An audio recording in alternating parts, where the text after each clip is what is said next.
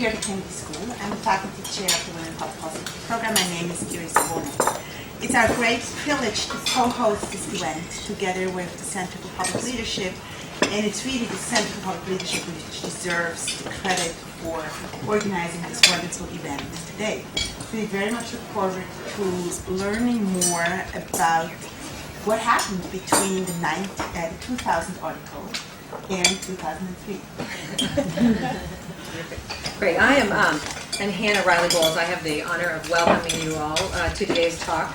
Before I introduce our speaker, I want to say just a few words about the Leadership Roundtable, and then also about how this idea of inviting Joyce came to be.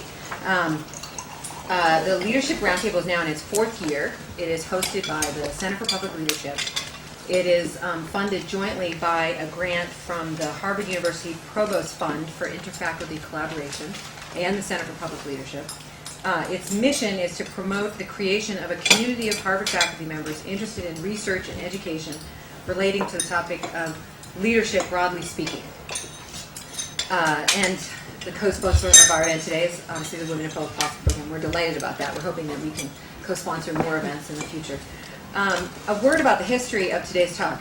Very much in the spirit of Joyce Fletcher's work on relational practice, the seed of this event came from a friendly email that was sent by Susan Eaton over the summer to faculty affiliated with the Center for Public Leadership. And she thought that she had read this piece by Joyce in what's called CGO Insights. It's kind of a substantive newsletter put out by Simmons Center for Gender in Organizations on the greatly exaggerated demise of heroic leadership. And so she sent it around thinking that it was a topic that would capture our imagination, and I think also to kind of introduce a feminist perspective into our everyday conversations about leadership at the school.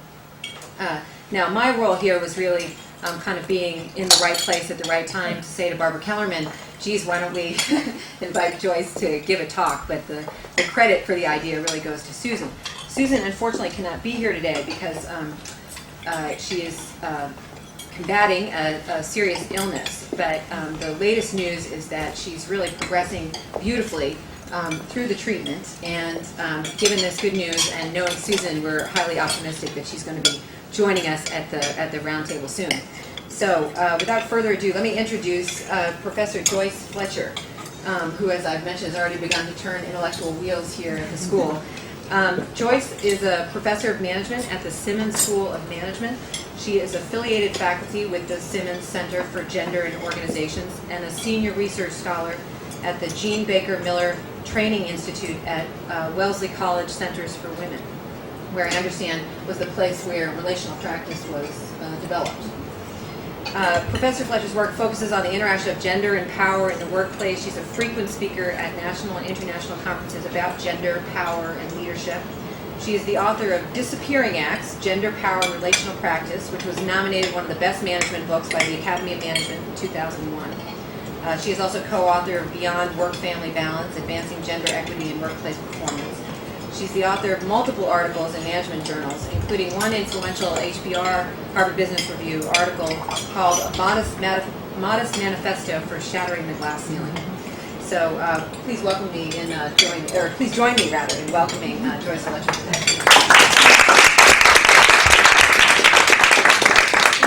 For that really wonderful introduction. And Susan, hi. Yeah. I understand she's going to be watching this video, so I miss you. And thank you for your role bringing me here.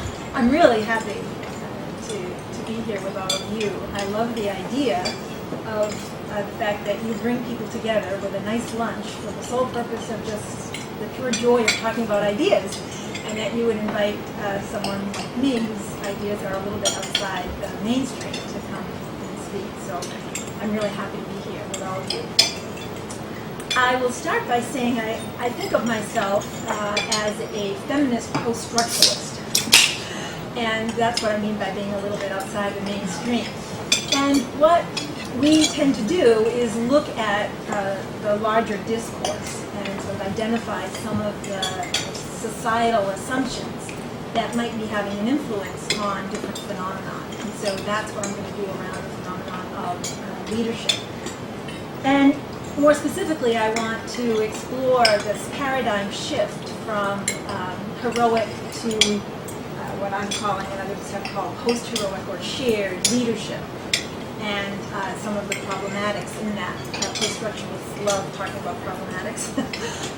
We even problematize things that other people don't see as problematic. But I want to look at, take a very specific stance, which is to look at some of the gender-empowered dynamics associated with this paradigm shift.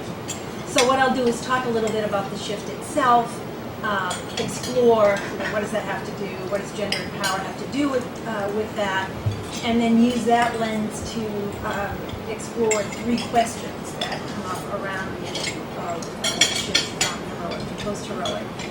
And then hopefully engage in a discussion about what that means for people who are studying leadership and thinking about theory that would be useful to people trying to put into practice some of what it is we do. So first, what is this paradigm shift? Well, at its most simplistic, it's this. It's sort of the shift from hero images of leader, command and control, very individualistic, characterized by notions of independence, to this new model of leadership, much more servant model, relational, collaborative, where interdependence is the norm. So I want to double click a little bit on this new model, shared post-heroic leadership. And I would suggest that this discourse on the post-heroic leader challenges some important fundamental assumptions in the mainstream discourse on leadership. The first is about who is the leader? And the post-heroic models really challenge kind of the notion of an autonomous self, even the idea of a myth of, or they call it a myth, of individual achievement. So for example, Will Draft has this image of a book that's called The Deep Blue Sea. And his point is, we tend to see the white caps in the sea and think of that as leadership. But really, it's the deep blue sea, it's the ocean that determines, that gives it its power and its strength and its direction. So there's this sense that it's more the collaborative subtext underneath in organizations that really leads to achievement and not just one person. The second challenge to notions of leadership is where does the leader sit in an organization? And post-heroic models really shift that location and say it's not just at one person in the top, it's more about leadership behaviors that are distributed or shared kind of up and down levels and hierarchies in an organization. So there's a new book, for example, Jay Conger and Craig Pierce just edited on shared leadership. It goes through all these different dimensions, and the big thing about it is that it's distributed. Then there's also this challenge to the what of leadership.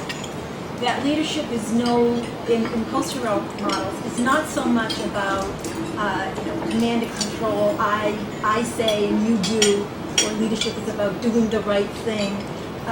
But leadership is, the what of it is much more about learning. It's about creating conditions where leadership can be distributed.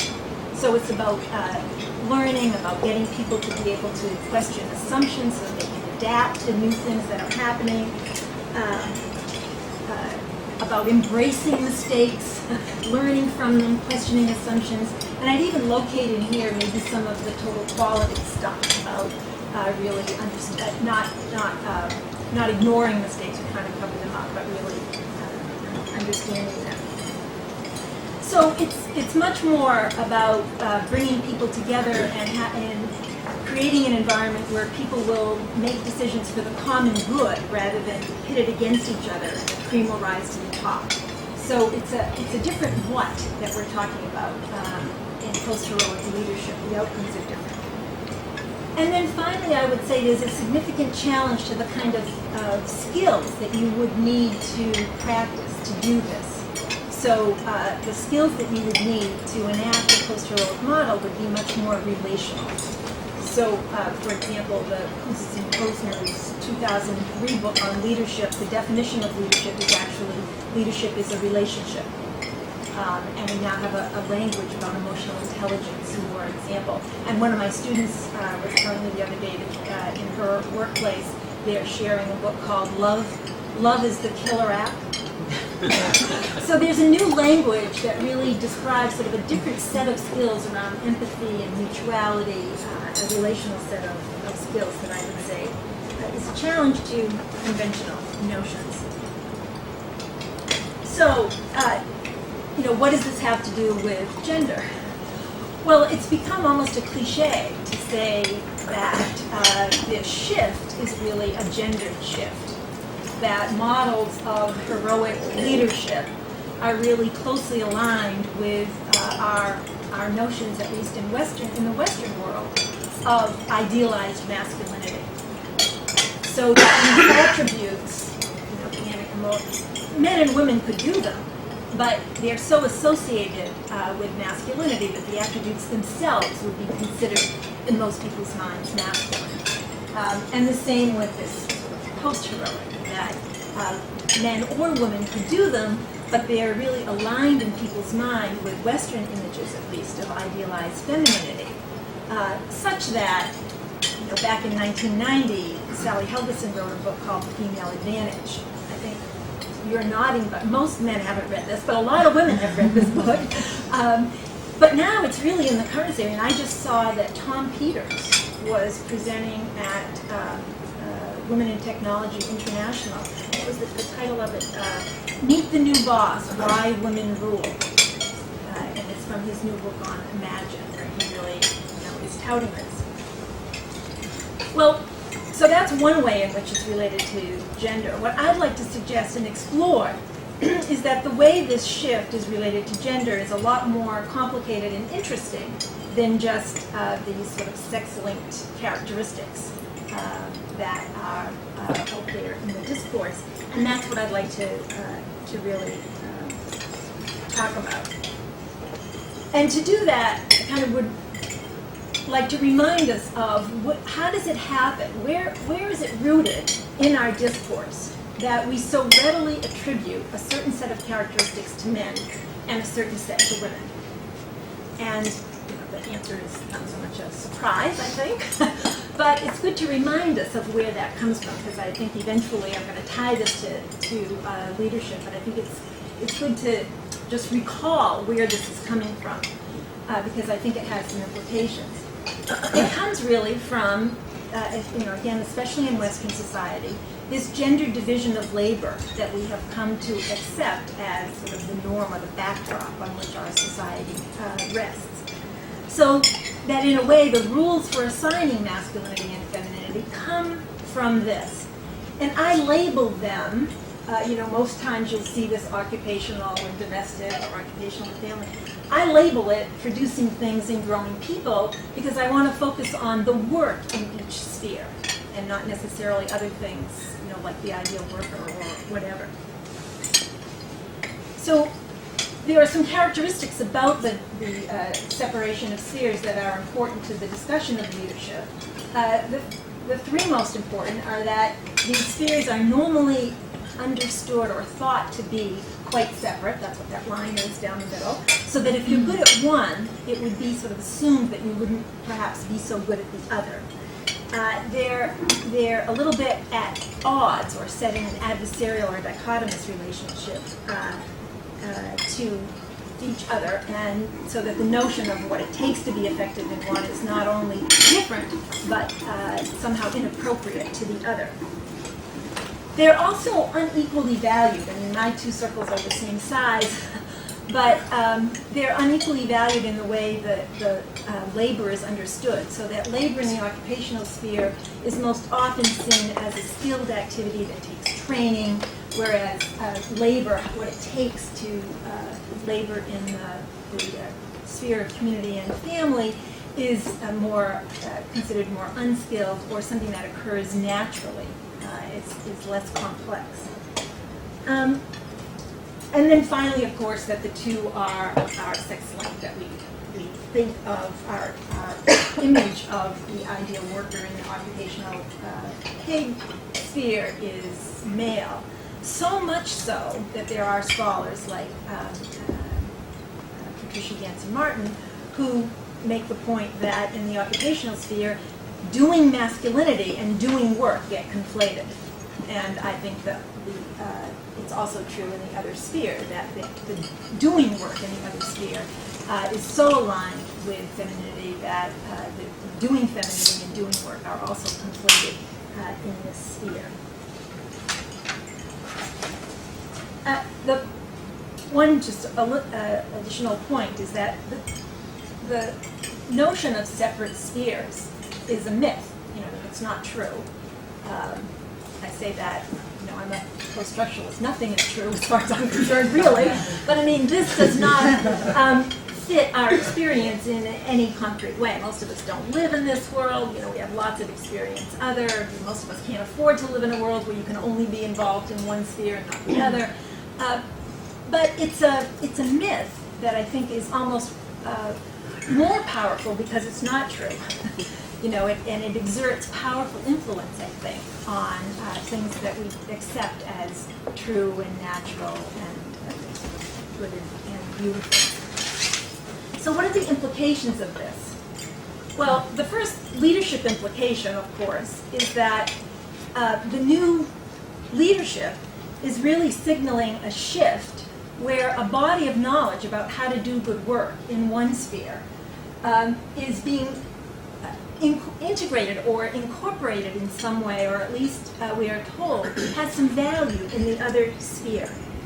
But the problem is that this shift is not just clear and straightforward. It has a legacy rooted, I would suggest, in these separate spheres, where the legacy is that it's linked to sort of this notion of being separate and at odds and somewhat devalued behavior.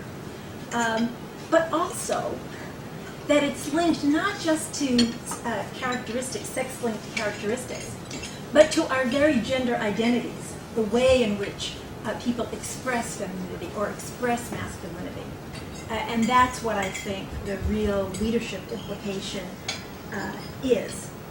So what I'd like to do is explore these three questions, not these three, because I haven't put them up yet, but three questions about post-heroic leadership that looks at them with kind of this legacy in the background. And because I would suggest that it will raise for us some paradoxes and contradictions in the shift that we might not otherwise see. The three questions are, why, if post-heroic leadership is out there and there's such a rhetoric and so many books about it, why are the practices themselves not more visible at the level of sort of everyday interactions with people? The second is, if it's supposed to be so good for women, it's so aligned with femininity, what's happened to that female advantage? What's going on there? Why don't we see women just, propelled to the top on this? And then the third one is the workplace. We hear that this is going to transform the workplace. And the third is, can we look forward to seeing this workplace be transformed anytime soon?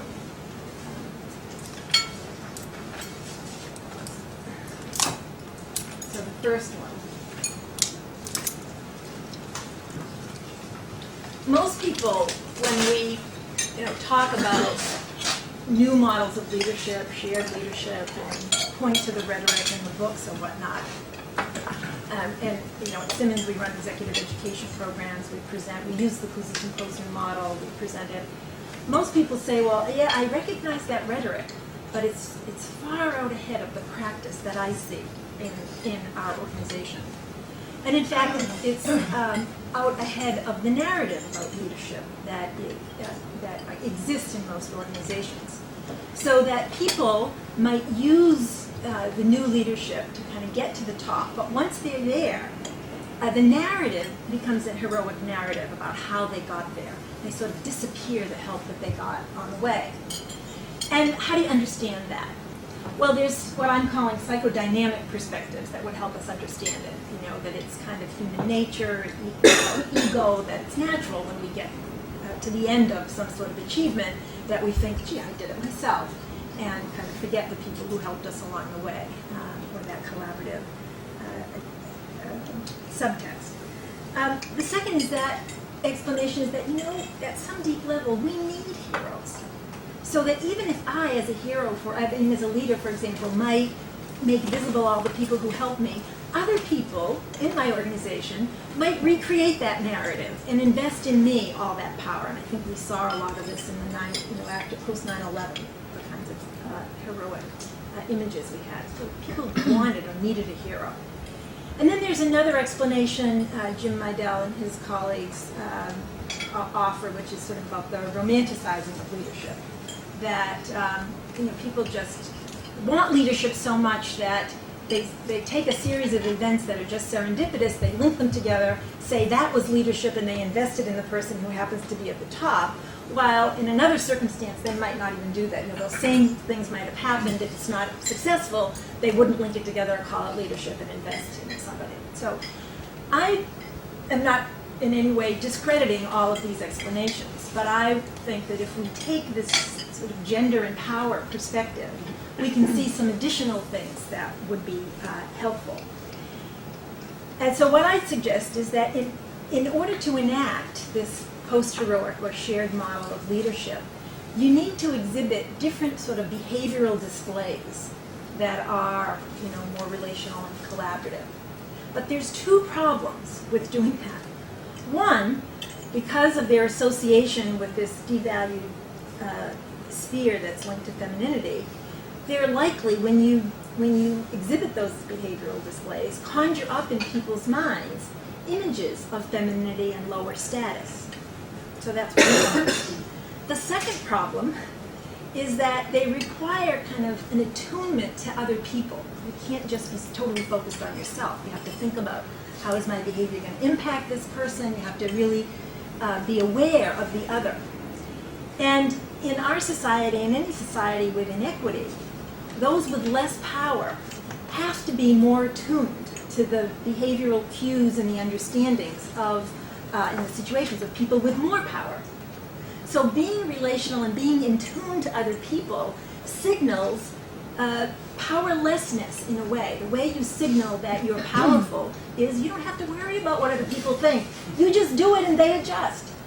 And how you signal, so you have that attitude of entitlement, or you're able to wear that mantle of entitlement.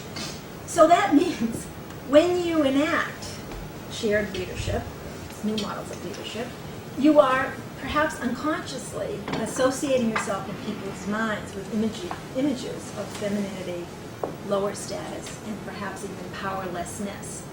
So is it any wonder that as people achieve in an organization, even using these methods, as they get closer to being selected as the person for a positional title, they would disappear these aspects of their behavior that would associate them with these sort of tainted things. The second question is kind of what's up with the female advantage?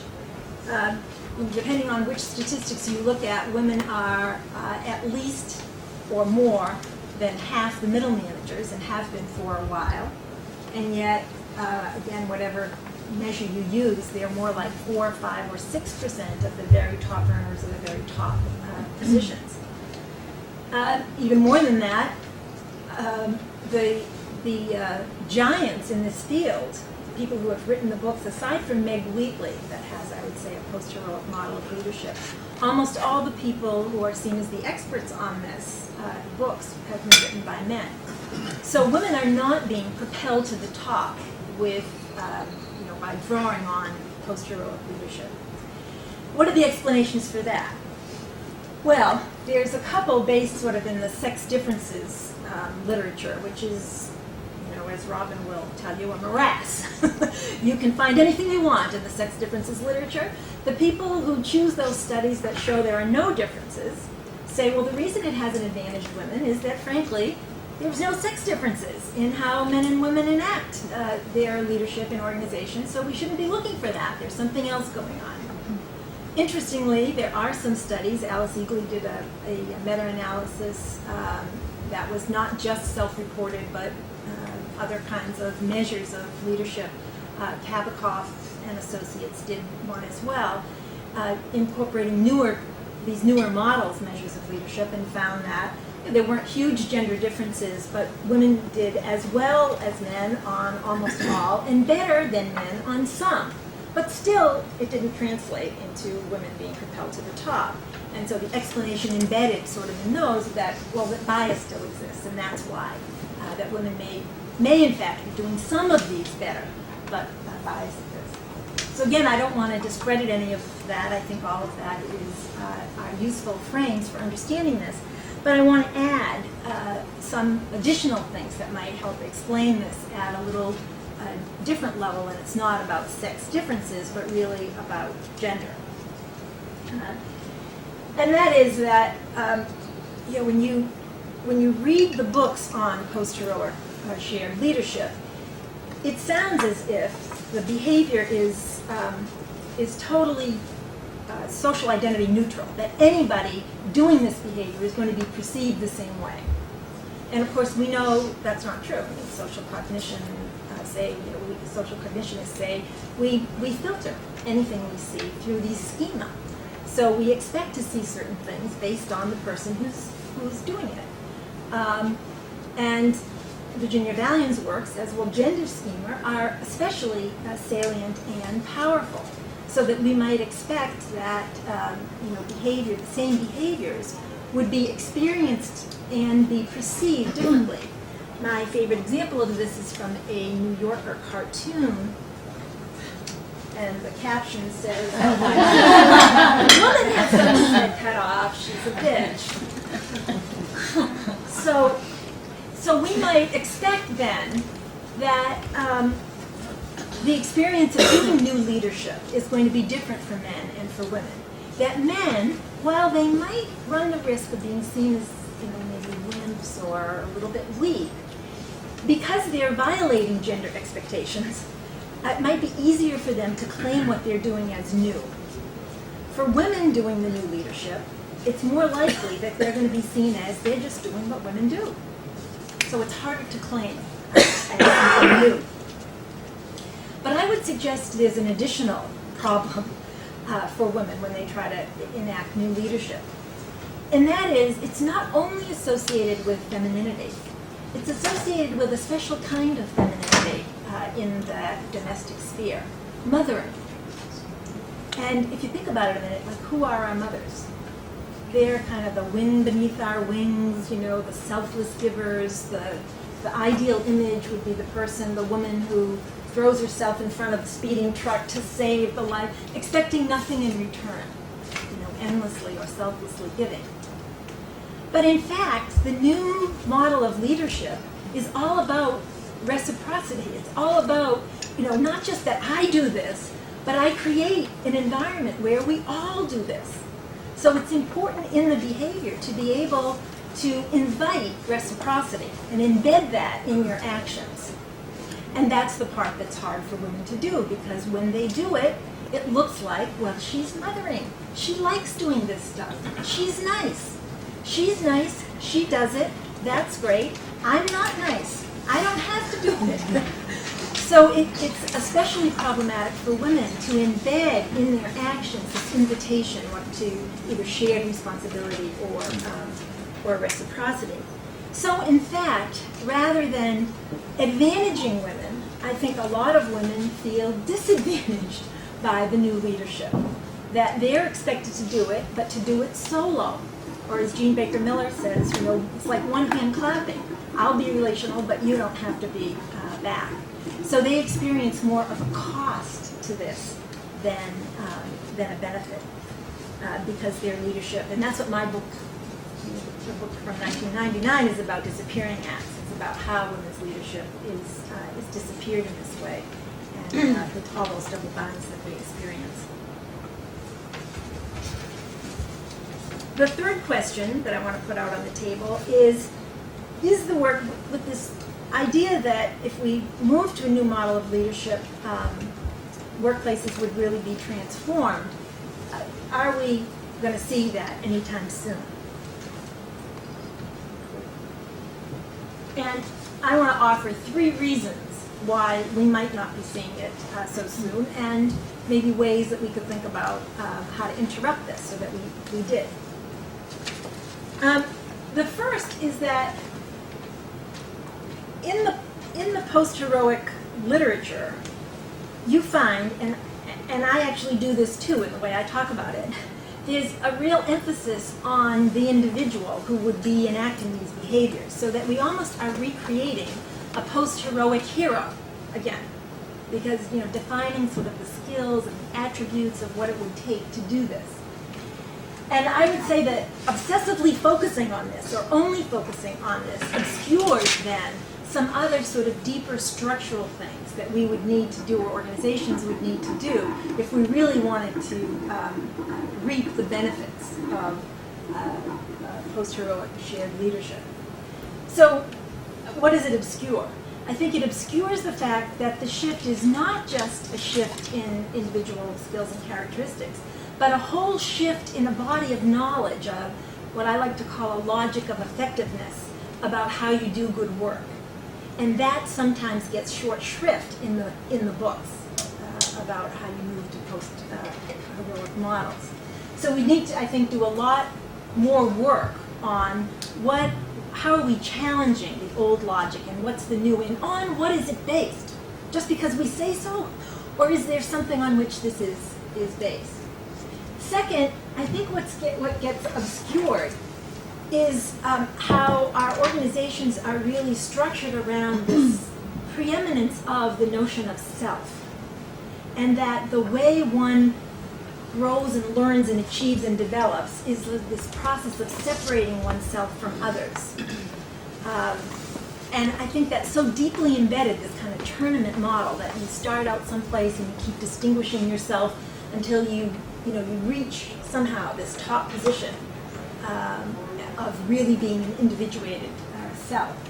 And I think that these new models are suggesting something else, and another way of thinking about self that is not clearly defined, but I think needs to be. And the third, I think, is our organizations are so structured around beliefs in meritocracy, individual achievement and meritocracy, and that this model really challenges that, and again, doesn't give us a lot of help. Might name the challenge, but doesn't give us a lot of help in what you do with it in theory or in practice. So that's one reason why I think we may not be seeing transformation so rapidly. The second, and here I'm hesitating before I go to this next slide. I'm really sort of in process with this thinking that you're going to see in this next slide. It changes every single time I look at it, and I'm sort of trying it out on different audiences. But I think there's kind of a mismapping of the terrain in leadership. And what I would suggest is that what the theory and the books are telling us about the move from old to new is that it's a shift from column 1 to column 2. That it's a shift from thinking of self as an independent entity to another concept. I'm using the Stone Center relational theory concept of self in relation, but something that says there's self and other in every interaction. It's not just about self. That it's a move from focusing solely on task, regardless of the process that it takes to get there, to thinking about, okay, what is the process for accomplishing this task, and how do we create conditions, learning conditions, where that can happen. It's a move from model of leadership that's maybe once you reach a certain a certain level in an organization, you now know everything, to a notion I would call something more like fluid expertise. That expertise is fluid. Just because you happen to get to a certain point doesn't mean you know more about everything. You have to ask for input. You have to, and it's a more fluid model. That the litmus test for relationships, in the non-relational practice or the heroic model would be, you know, is it good for my career? Do I have a good network here? You know, what's going on here? How do I move myself forward? And that the notion of leadership being a relationship in the Kouzes and Posner is more about, you know, are these relational interactions good for the work? Move from aggressive conflict into good conflict, and move from straight power over to notions more of power to and power with. So this is what I think the literature is really talking about. And what I would suggest is that this, and if I was smarter on PowerPoint, I would put this in sort of a wavy column to say that there's this thing sort of in the background, this invisible column 3 that I call relational malpractice. That is kind of the anti-hero, or what women fear, I think, is the doormat. So that it's not about self in relationship and self, it's all about other. Like I always have to do the thing that's what you want, or being always concerned about other. That it's not about task and process, but endlessly process. We will process these relationships until, you know, we can't talk about them anymore. We can't ever make a decision because it always has to be consensus. We've all been in meetings like that where it's like, just decide for goodness sake so we can move on. That the litmus test is, will they like me? Not about the work. Don't like conflict, avoid it. Don't talk about the tough things. You know, and again, this image of powerlessness. So I think this is kind of the specter out there. And Michelle Williams over at MIT, when she saw this, had a really good, these 3 columns. She was saying that in her experience, when you're sitting over here, when you're in an organization and your belief system and experience is kind of over there, when you see this, it looks like this. Or you're afraid that it's this. But if you're over here, because some people talked about being at PTA meetings or school, you know, church committees, trying to move those committees to something here, they made the point that if you're over here and you see this, it looks like this. And I thought that was a really good point. It helps explain, you know, and it also helps me explain some of, in disappearing acts, you know, like some of the behavior that I saw that I was worried women were enacting because they wanted to be liked or they were afraid of power. When I talked to them, they had a narrative about, an effectiveness narrative about how it was good for the work. But what I saw was they stepped aside and let someone else talk about their ideas. So, and I put question marks down there because I think we could fill those in with all kinds of things. I don't know what. I know for women, when we work with women in executive ed, if they operate over there, they're going to be called bully or some other B word. If they operate over here, they're really afraid of being doormats. And the choice between doormat and bully, they'd rather be bullies. So they may sometimes try to be here, but sort of get knocked out of it and begin to feel like they're going crazy between the two extremes. So that's what I'm using. It's not really fully developed, but I'm using it because I think it gets confusing talking about these things. And to the extent that we can, I think, can be helpful. And then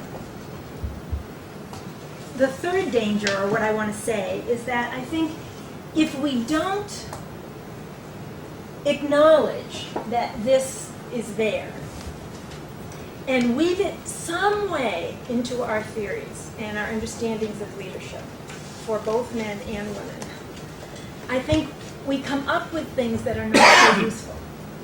And people can, you know, in very well-intentioned ways, try to implement what they're reading in the books and find that, for reasons they can't even explain, it's not really working.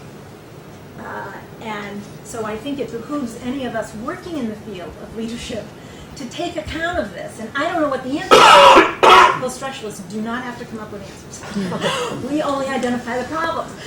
I don't know exactly what the answers are. I know I can help women strategize, around it, but I don't know, all the answers for how do we theorize that middle column in a way that is more helpful. But I'm afraid if we don't, that we're not going to achieve the benefits. So I'll go back to this in a minute because I want to be able to open this up for discussion, but I just want to end this by saying that I think the paradoxes that I'm sort of becoming more familiar with as I work more and more in this area is, around the first one, why it's not more visible, is that actually the more successful you are at using the new leadership practices, the less likely you are to credit those with your success. So as more successful you are, the closer you get to the top where only one or two are going to be selected, the less likely you are to make visible the post-heroic types of practices that got you there. The second one about the female advantage is that the more women use new leadership practices, the less likely they are to be perceived as qualified to hold these top leadership positions. And then the last one, the more we focus sort of on post-heroic heroes, post-heroes, the more likely I think that this new leadership will just be co-opted into the dominant discourse and will lose the transformational aspects. I've written about this in other places where I say the transformational aspects will be castrated, but that's a little alarming language, so I changed it to cut off. But I like the word castrated because I think it's that significant that if it gets incorporated into the dominant discourse and we don't take account of some of these dynamics, then I think 20 years from now they'll say, well, see, it didn't work. We better just go back to basics. So, all right, so I'd like to just kind of open it up, and I don't know what would be most helpful. I'd really like some input on those columns. We have a couple questions. Barbara had her hand up in the chat. Very quickly, Joyce, if you could just say a few words about the degree, if any, to which hardwiring impacts your work. You mean, am I an essentialist? Well, do you sometimes feel that you're combating who we are naturally, that there are differences between men and women, that they're programmed or hardwired into our beings, and that a lot of the work we do is pushing a big rock up a steep hill because of the hardwiring? I mean, I'd be interested in people's reactions to that. I don't go there. I don't do. No, I know. I so just wondered if it was a backdrop or if it's just not what you focus on. Or I don't focus on it, but I have to say, I got my doctoral degree at BU, and the mantra at BU is that all your research is sort of playing out your own issues. And I think I was looking for invisible and trying to credit invisible work because I was just so ticked that my whole life I've been doing this stuff and it never got any credit. So, I mean, there is something about that. But it's about the experience of being a woman in our society that I think I was really.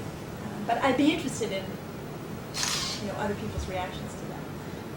I'll just throw one thing. I mean, there's an interesting Psych Review just had a piece come out, which is actually a critique of the evolutionary perspective based on new developments in biology, arguing that this notion that genes are sort of the hardwiring that's going to predict everything. It's just the situation that is kind of secondary, but that actually contradicts recent findings in biology that you need to have a much more complex, much more a perspective where the developmental processes are actually more preeminent, but. Just read it this morning. That's all I know. Well, I was wondering about contingency here, and that is to say, in some jobs, one style may be more effective than in other jobs. And so I think of the number of women who have been made university presidents lately, and they're basically university presidents have a strange kind of power. They have some sanctions, but an awful lot of what they have to do works through persuasion. They've got faculty who are very powerful in themselves and need to be persuaded to an end as much as it's hard to order tenured faculty to an end, although you've got some sanctions in your so there you'd think that more women, there you might expect more women to take positions of leadership. So I wanted to ask you about contingency, and if you thought that that was correct.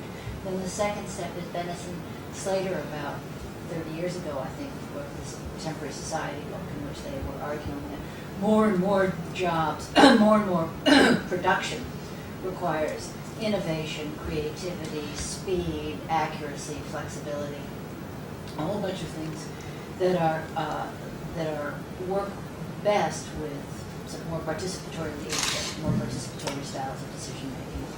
And American can, sort of top down, is quite effective and cost effective. Traditional styles of leadership, top down leadership, are quite effective because you don't have to be so flexible and innovative and everything. And you can afford to be extremely efficient by doing top down and not consulting anybody and just getting it done. But they're saying that sort of society is getting more and more, so that we're going towards services and production that require this kind of flexibility and innovation. So do you think that there's this? If those two things are true, then you wouldn't necessarily have to worry that the discipline of leadership would simply go back to style A, because the world would be moving to style B. By the way, I thought that was fantastic. I really thought that was great. I think that the new leadership embeds in it this notion of contingency, that the work determines, and it's about examining assumptions, and it is very, that there might be times where the work would require decisive action on somebody's part without input, for example, or whatnot. So I think that part is embedded. And for the second one, in terms of not worrying that we're ever going to go back to that, I'm not sure we've really moved from it. So again, I'd be interested in what people think about that. Certainly the rhetoric has shifted significantly, and the cognitive understanding of what's needed seems to have shifted in people's minds. But whether we've really moved from column A to column 2, I'm not sure. Yeah, I like your talk. It has intuitive appeal, and I think most of it is probably right, but you described yourself initially as a post-structuralist. Let me suggest that structure might matter. It might, in fact, produce a fourth column if we were to think about this. As you were talking about this, it reminded me of what I've been trying to work on, of distinguishing what I call hard and soft power. Hard power being the ability to coerce carrots and sticks, and soft power is the ability to attract. And power is the ability to get the outcomes you want. You can get it through either threatening or paying or attracting. And I think that I make an argument that the way the world is moving, soft power is becoming more important. And I think that's the reason why post-heroic leadership is also becoming more important. And I would also argue that probably because of the way our societies have created gender categories and stereotypes, that women probably have more of an intuitive sense of soft power than men. But having said all that, which essentially is consistent with what you said, I think there's a danger of this dichotomization, overdoing it and attributing too much to gender. For example, if you're going to run a modern, large corporation, you can't do it without soft power. You can't do it in the heroic leadership side. If you talk to CEOs, they will tell you that unless you can infuse the corporation with your value structure so that others want to follow or attract to following, you can't do it. And one CEO was telling me about Searle when Rumsfeld ran it. He said it was a badly run corporation because he tried demanding control. And even if you look at Rumsfeld and the Pentagon, Rumsfeld being very much in column 1. If you read Shinseki's farewell address, that to command troops effectively, you have to earn their admiration and love. Very much the opposite of Rumsfeld, and very close relational, but this from the Chief of Staff of the Army.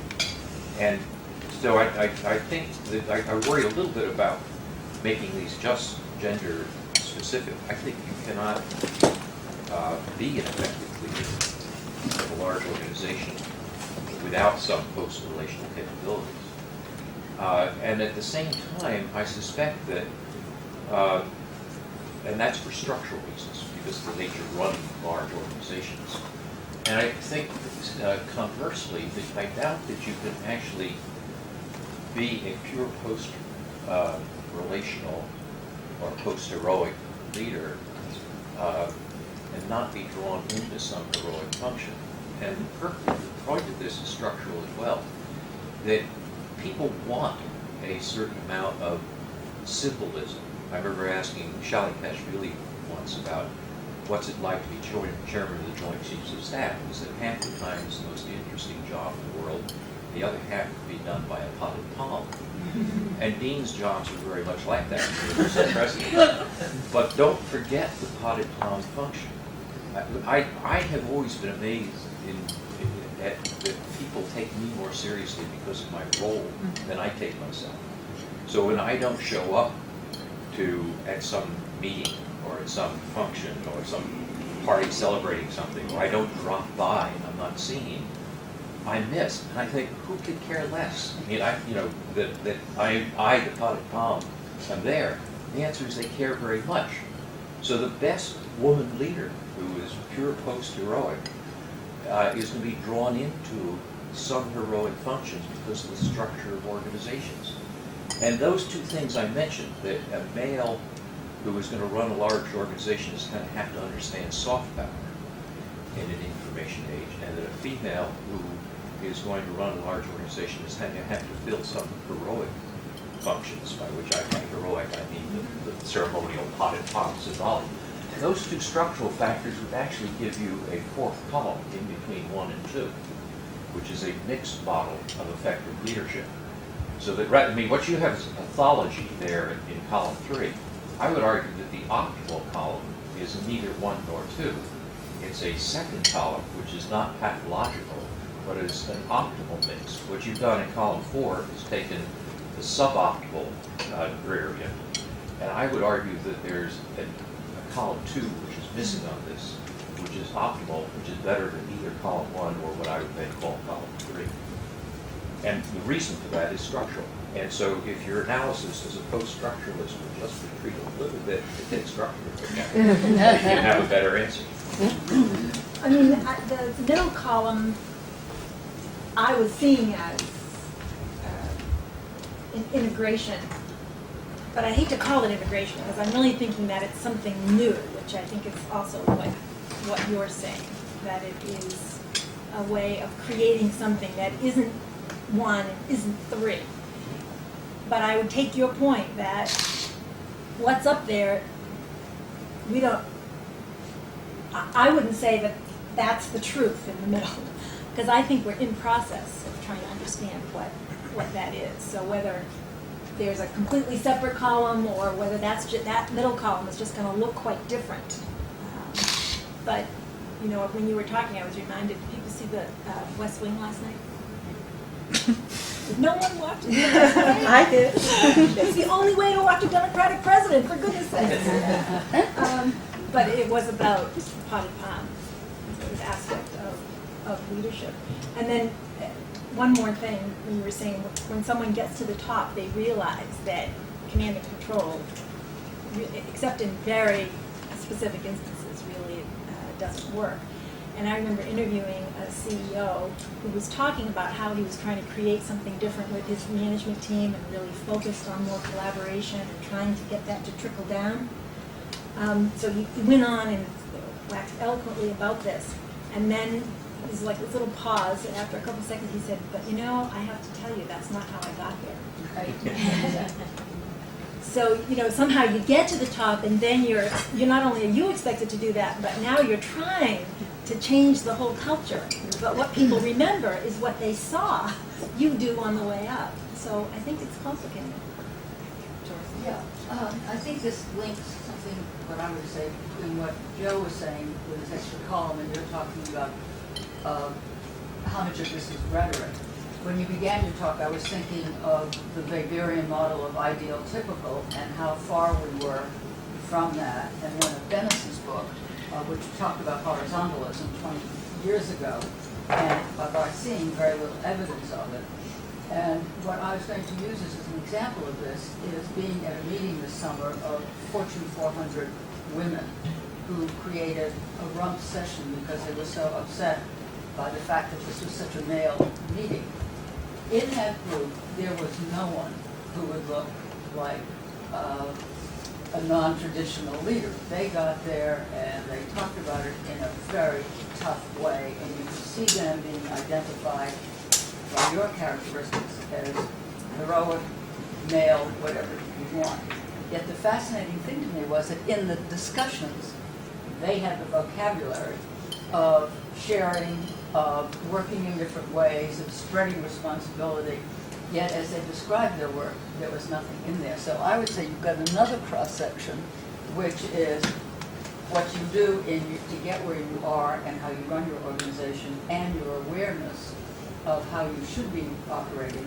And I felt that these women formed a group very quickly, but it was based on the rhetoric and not on how they got to be very powerful women in American society today. I think what you're saying is so important because if we do, men or women, if we do this, but describe it like this, Right. nothing is really going to change. I mean, in one way, the, quote, reality has changed because you do have to do this. I mean, most organizations, you're really running volunteer organizations, you can't coerce any more than you can, your 3-year-old or your teenager. It just doesn't, at some point, it doesn't work. But, oh, I totally lost my point. I started thinking about my grandson.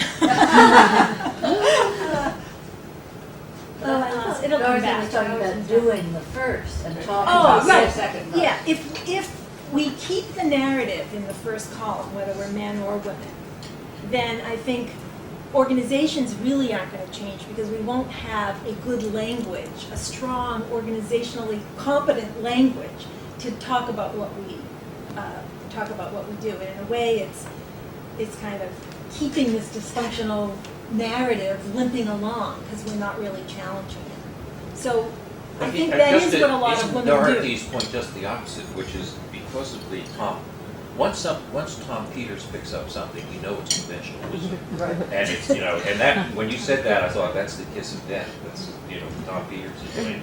But if that's true, what Dorothy is saying is the narrative is actually your second column, but the practice was the first column. So it's just the opposite of what you said. The narrative of the gurus and the books and the whatever. It's all column. But the people, and of these women in power.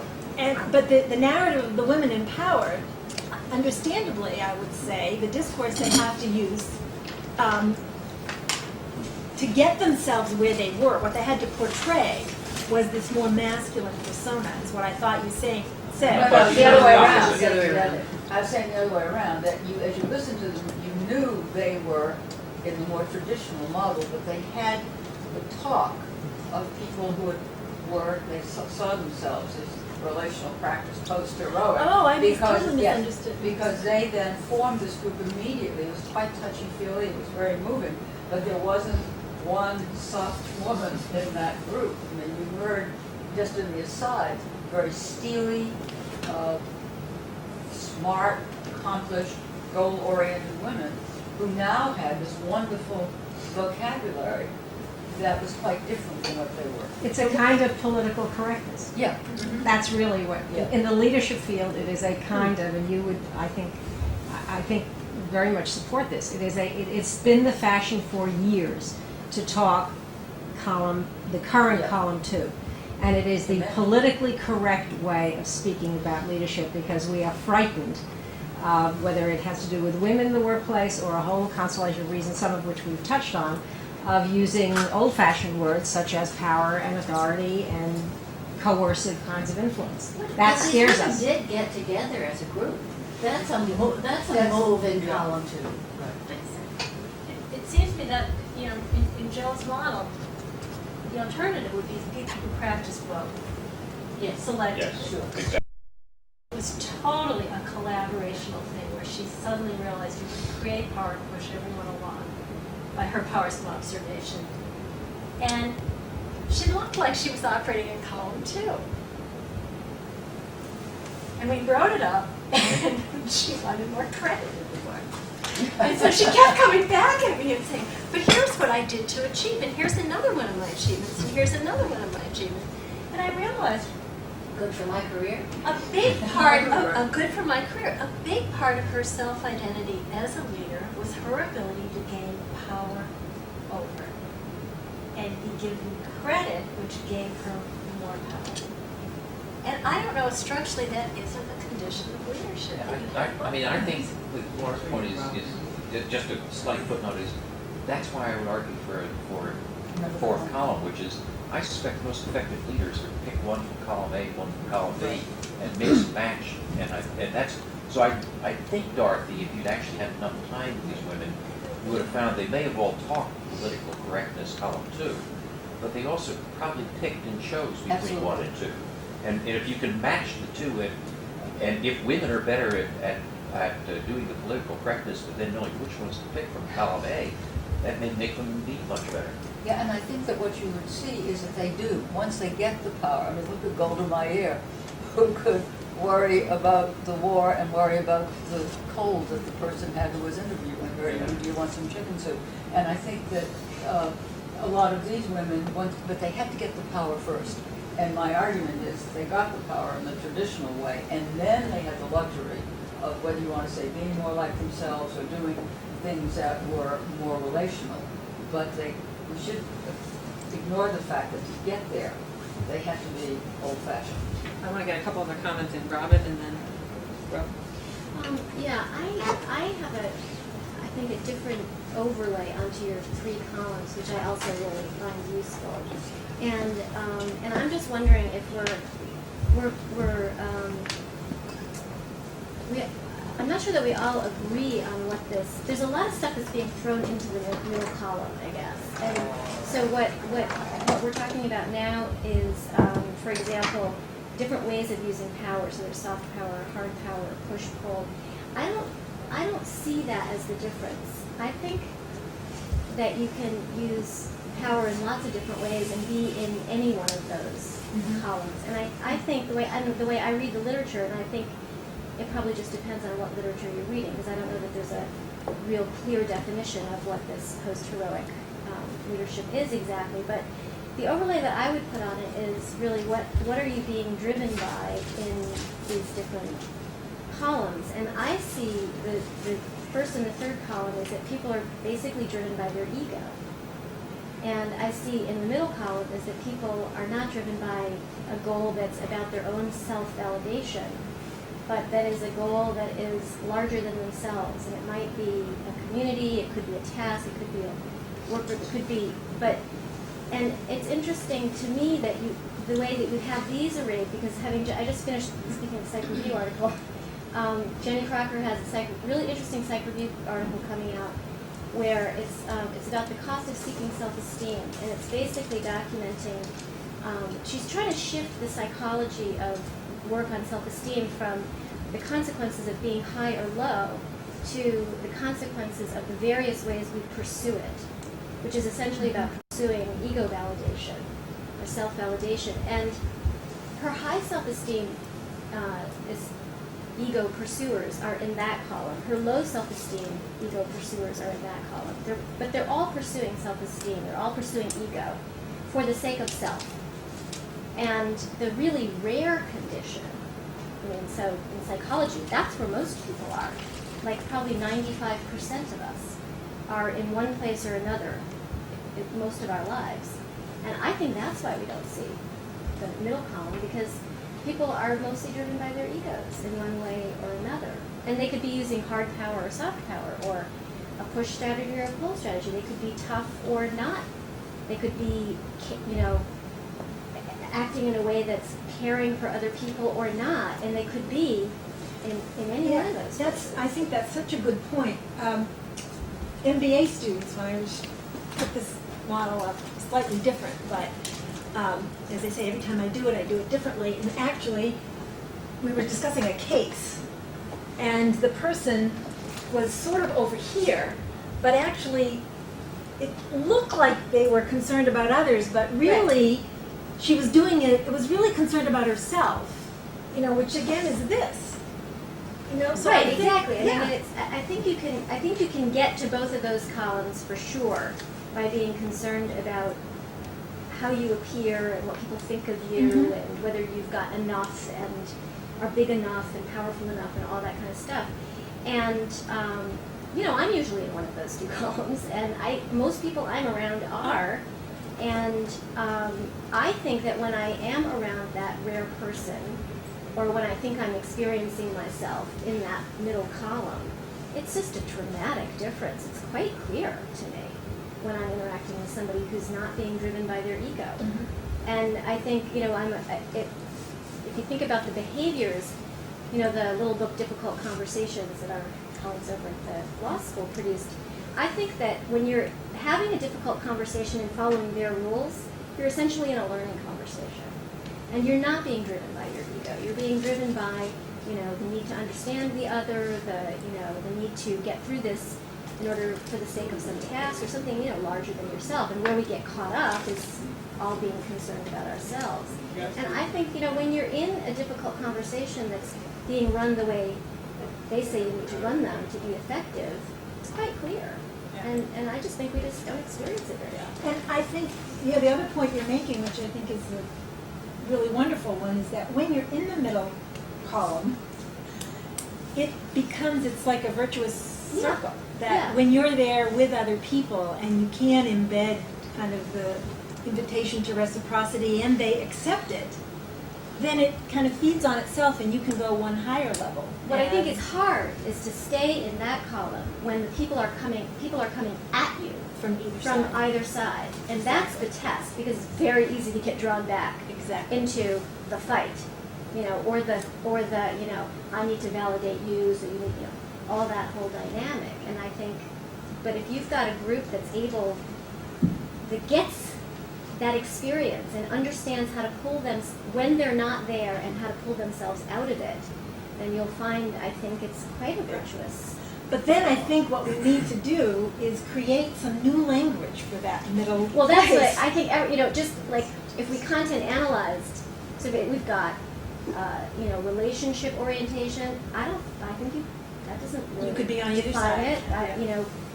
Hard, soft. That doesn't. And so I think we're loading a lot. Collaboration, that could certainly go. Right. Anywhere. So I think there's something about being clearer ourselves, and it is a rare experience. So I think it's hard to. I think that's why it's been around for so long. The need for it, I think, has been around for so long, and we haven't really been able to create it because it happens. We maybe can tap into it having happened occasionally for us, but it's not something that is just sustained. Is the we and the us women? No, I think it's everybody. No, I think it No, has that's nothing what's to do with interesting to me. gender. The conversation is sort of leaving gender behind and just talking in more general terms. I think there's a gender story. I would tell a slightly different gender story, but I think what I'm talking about is totally unrelated to gender. The capacity for Yeah, it, the exactly. proclivity for it, the consequences Well, of it it. isn't.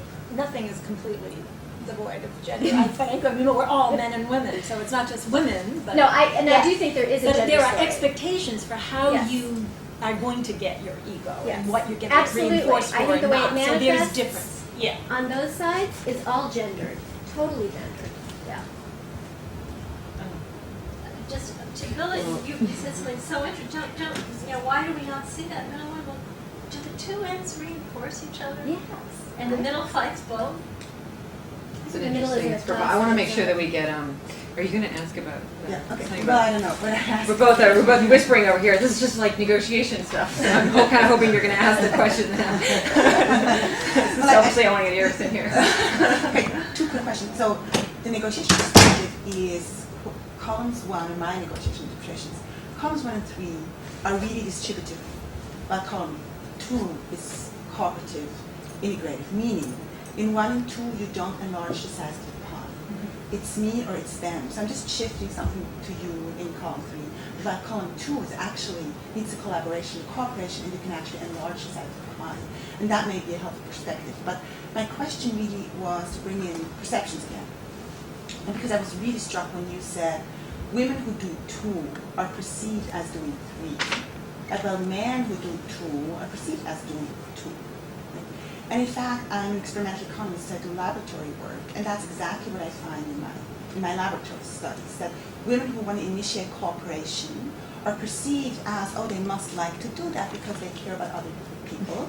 And very much that what you said is about their ego, and it's the warm glow of cooperation, so you feel good about yourself and you do that. It's for selfish reasons. But I don't have to reciprocate because it's a woman. And in fact, and here's my question, I also find that women on the other side of the table are more likely to have that perception of other women, meaning they kind of understand how women work, thinking that, we women, we are about altruism, so my counterpart must like to do what she does, so I don't have to reciprocate. So women reinforce that in my laboratory studies, even more so than men. So my question is, are perceptions also gendered? Probably they are. Can I actually jump in, and maybe you can respond to both of us, but building on Iris's point, there's a lot of data that's coming out of the negotiation field that really supports this malpractice model, in the sense that there's a provocative new book out called Women Don't Ask, that's based on research. And I know, and I want to get you to respond to this because feminist theorists get kind of bristle when they even hear the title. But it's really interesting data that shows that women are significantly less likely to initiate a negotiation, which speaks exactly to your point about reciprocity, that there's a norm of reciprocity embedded in the second model, but that the women, if they're going to fulfill the feminist ideal, it'll be a unidirectional, it'll be a demonstration of altruism as opposed to an expectation of an exchange. And that women, when they enter negotiations, if the standards are not clear, what you're supposed to be asking for, have lower expectations of what they can get, ask for less, and walk away with less. For themselves. For themselves, yeah. And I've got multiple questions for you, but leaving it there and building off of what Iris has to say, I mean, how do you reconcile, this is what's kind of most interesting for me in hearing about you in some ways, is how do you reconcile this kind of feminist perspective that's telling us, like, we deconstruct the narratives and understand that, with these kind of sex differences results? I mean, how would you respond to these sex differences results that shows that women are not initiating as many negotiations, they're not claiming as much value when they get in there? How would you approach those findings from your lens and maybe spur either prescriptive suggestions of vulnerabilities that takes you out of your realm, or further research along these lines? Well, first, I think this gender lens really speaks to what Iris said, that we are all part of the discourse. So women are as likely, and perhaps even more likely, to do this to other women, to disappear other women. I myself disappeared the behaviors that I saw in my research. I was looking for them. I had a specific lens going in. That was my job, for goodness sakes. And I still did it when I saw a woman do it. So I think the notion that we're going to find natural allies in women without talking about this is, I think we have to talk about it and put some language around it. And I think sort of the response around sex differences is, it's really about what's our knowledge about how you conduct a good negotiation. And that itself is gendered, I would say. And it's totally understandable that a woman going into it then is operating in that gendered realm where she knows there's going to be forces interpreting her behavior, and she's got to strategize. So Debbie Cole, in her book on negotiation, names that and gives you strategies for how to deal with it. Doesn't say, oh, it doesn't exist, but says this is why it does, and this is what you need to do when you get in that situation. And I think that's, in terms of prescriptive, I think that's really all we can do, is try to strategize and name. Yeah, very true. All right, wonderful. Thank you so much.